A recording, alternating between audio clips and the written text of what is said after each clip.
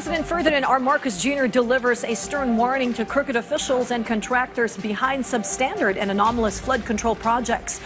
In his latest podcast, he declared that those responsible for the suffering of Filipinos will be held to account, ally or not.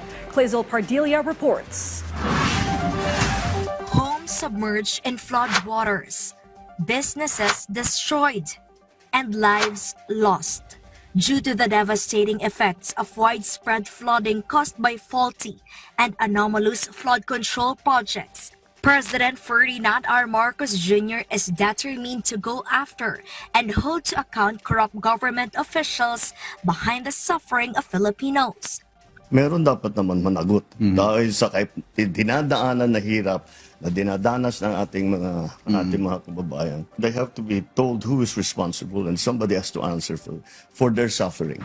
President Marcos feels deeply for the disaster victims, which he personally witnessed during his visits to evacuation centers. Makikita mo yung mga tao, dikit-dikit, nagsisiksikan dun sa loob. Lalo na yung mga bata, natutulog sa simento, sa gym, mainit, mabilis magkasakit, magkahawaan. Di natin ginagawa dapat ito sa kababayan natin. Kasalanan na ito. Ally or not, President Marcos is firing shots. Sorry na lang. Hindi na kita kaalyado kung ganyan ang ginagawa mo. Ayaw na kitang kaalyado.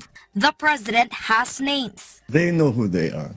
They know who they are. Meron naman dyan talagang mga notorious. Matagal ng ganito ang ginagawa. I'm sorry, but they will have to account for their actions and they will have to account for the expenditures that they have made na hindi natin nakikita kung ano yung naging resulta. But they are not the only ones. Contractors are in trouble too. Mga kontraktor na talagang kitang-kita na hindi magandang trabaho nila. So, we will put them on a blacklist. Hindi na sila pwedeng magkontrata sa gobyerno. Kakasuhan natin. The list of flood control projects has been obtained. It will be audited by a trusted third party. But it is not just flood projects under review. Other projects will be scrutinized too.